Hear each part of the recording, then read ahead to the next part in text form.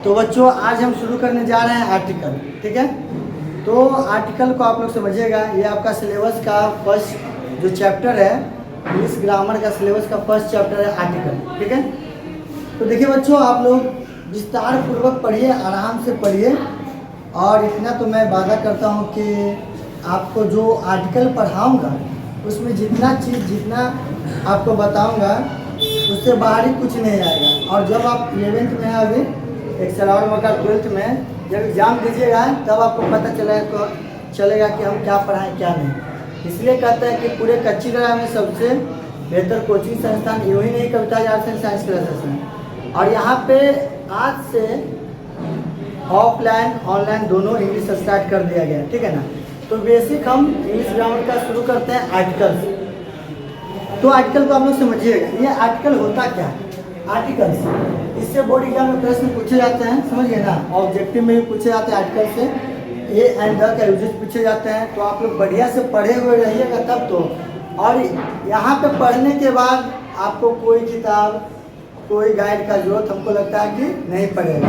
इसलिए आराम से पढ़िए, इत्मीनान से पढ़िए। और जितने भी आपके संपर्क में होंगे उन सभी को बता दीजिए, जो क्लास 11th या 12th में है, बिहार बोर्ड, CBSE या ICSE, सबको बोल दीजिएगा कि इंग्लिश ग्रामर मात्र 125 रुपया के महीना में अब सेक्शन स्टार्ट किए ऑफलाइन बैच में। और वही वीडियो को क्लास में जैसे पढ़ाएंगे आप लोग को अपलोडेड भी होते जाएगा यूट्यूब पे फ्री ऑफ कॉस्ट। तो जो पैसा देने में असमर्थ है वो यूट्यूब चैनल से पढ़ेंगे। और जो 125 रुपया दे सकते हैं, महीना में क्या है, डेली का 5 रुपया के हिसाब से जमा करना दे देना सर को, वो आके हमसे पढ़ लेंगे ऑफलाइन क्लास में। तो ध्यान दीजिएगा बच्चों, आर्टिकल यहाँ पे देखिएगा, जो शब्द किसी नाउन के आगे लगकर सेंटेंस में उस नाउन के महत्व को दर्शाता है, आर्टिकल कहलाता है। देखिए, आर्टिकल का प्रयोग कोई भी सेंटेंस में नाउन के आगे होता है। किसके आगे होता है बाबा? नाउन के। नाउन बोले तो संज्ञा। देखिए, आप लोग को संज्ञा तो हम पढ़ाई दिए हैं, टाइप्स ऑफ नाउन भी पढ़ाए हुए हैं। तो नाउन के आगे हमेशा ए और एन का क्या करते हैं बाबू? यूजेज करते हैं, प्रयोग करते हैं। वही आर्टिकल रहता है, समझिए ना। आर्टिकल का प्रयोग हमेशा किसी भी सेंटेंस में नाउन और प्रनाउन को दर्शाने के लिए ए और एन से पता चलता है कि यह नाउन है और यह प्रनाउन है। ए और एन का बहुत महत्व है वो, समझिए ना। इंग्लिश ग्रामर में भी और ट्रांसलेशन बनाने में भी और स्पोकन में भी, सब में ए और एन का बहुत महत्व है। और साथ ही द का भी। तो ये जानिएगा। एक चीज़ देखिएगा, जब CBSE वाले बच्चे को हम पढ़ा रहते हैं तो वहाँ पर आर्टिकल की जगह डिटरमाइनर लिखा हुआ है। तो ये बात आप लोग याद रखिएगा, डिटरमाइनर कोई अलग चीज़ नहीं है, डिटरमाइनर वो आर्टिकल है। ठीक है, मॉडर्न ग्रामर के अनुसार आर्टिकल एक प्रकार का क्या हुआ? डिटरमाइनर। मॉडर्न ग्रामर के अनुसार, जो मॉडर्न ग्रामर आधुनिक ग्रामर चल रहा है ना बाबू, उसके अनुसार आर्टिकल को क्या कहा गया है? डिटरमाइनर। आप लोग बोलिए, क्या कहा गया है? डिटरमाइनर कहा गया। ठीक है ना, समझिए ना। आप लोग बोलिएगा तब तो लगेगा कि नहीं क्लास में बच्चे भी हैं। ठीक है, आर्टिकल को मॉडर्न ग्रामर के अनुसार डिटरमाइनर कहा गया है, समझ गए ना। इसका इंग्लिश में डेफिनेशन कोई पूछ दे तो क्या बोलिएगा? द वर्ड्स ए और एन, द वर्ड्स ए और an and the are called article. Simple सा डेफिनेशन है। ए एन और द को क्या कहते हैं बाबू? आर्टिकल कहते हैं। ठीक है ना। द वर्ड्स ए और an the are called article. A और an and the are called article. यानी आर्टिकल कितने हैं बाबू? 3 है। कौन कौन? ए एन और द। आर्टिकल का प्रकार 2 है जो कि हम आगे बताएंगे। वैसे आप लोग जनरली जान लीजिए कि ए और एन एंड द को क्या कहते हैं? आर्टिकल कहते हैं। और मॉडर्न इंग्लिश ग्रामर में आर्टिकल को डिटरमाइनर्स कहा गया है, समझ गए ना। चलिए अब आगे ध्यान दीजिएगा।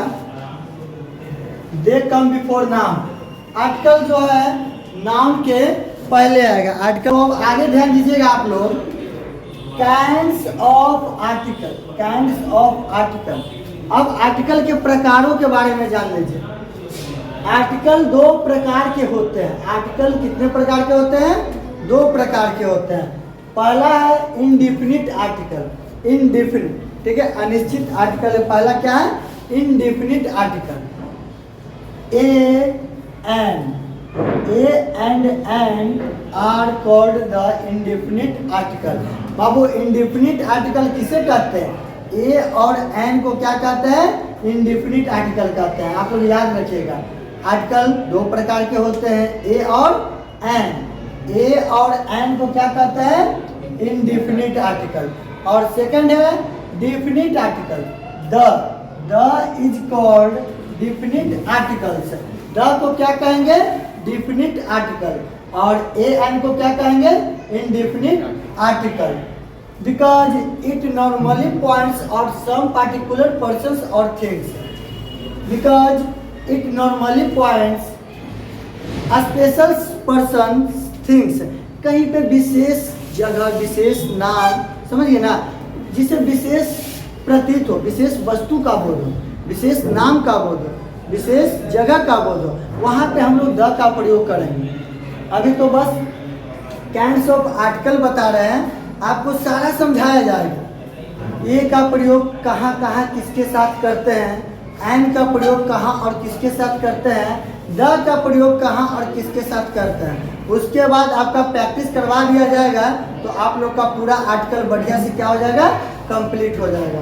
आगे नोट में ध्यान दीजिएगा, use of indefinite article. Indefinite article कहने का मतलब है ए और एन। इनडेफिनिट आर्टिकल ए और एन ही है जी। तो ए और एन का यूज कहाँ पे करेंगे, कैसे करेंगे, दोनों का यूज समझ लीजिए। ये बस एक छोटा सा नोट है, फिर हम आपको लिखवाएंगे ए का यूज कहाँ कहाँ होता है, किसके साथ होता है, किसके आगे होगा, समझिए ना। फिर एन का यूज कहाँ होगा, किसके साथ होगा, किसके आगे होगा, कौन से वर्ड में, कौन से सेंटेंस में, समझिए ना। उसी तरह से द का यूज आप लोग को हम बताएंगे। चलिए यहाँ ध्यान दीजिएगा, ए और एन का प्रयोग, ए और एन का प्रयोग हमेशा सिंगुलर नाम के पहले किया जाएगा। बहुआ प्लूरल रहेगा तो ए और एन का प्रयोग नहीं होगा। ए और एन का प्रयोग हमेशा सिंगुलर नाम के ही आगे होगा। जैसे एज एग्जाम्पल में देख लीजिए, यहाँ पे डैश है और एप्पल, APPLE एप्पल, तो यहाँ पे एन एप्पल होगा।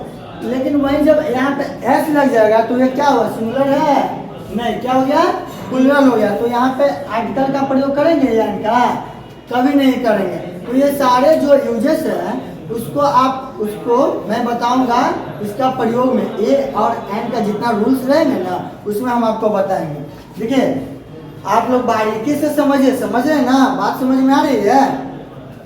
ए और एन का प्रयोग सिंगुलर नाउन के साथ करते हैं, सिंगुलर काउंटेबल नाउन के साथ करते हैं, सिंगुलर काउंटेबल नाउन के साथ करते हैं, ठीक है।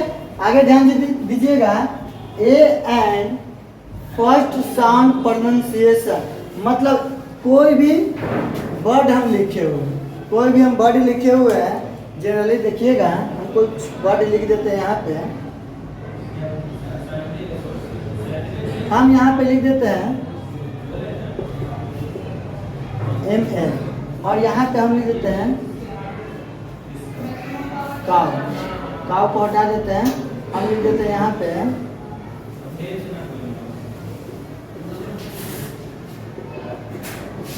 यूनिवर्सिटी, ठीक है। तो क्या कह रहा है यहाँ पे, ध्यान दीजिएगा आप लोग, ए और एन का प्रयोग फर्स्ट साउंड प्रोनाउंसिएशन, मतलब पहला शब्द उच्चारण के अनुसार अगर वॉवेल हो तो ए और एन का प्रयोग करते हैं, ए का प्रयोग करते हैं।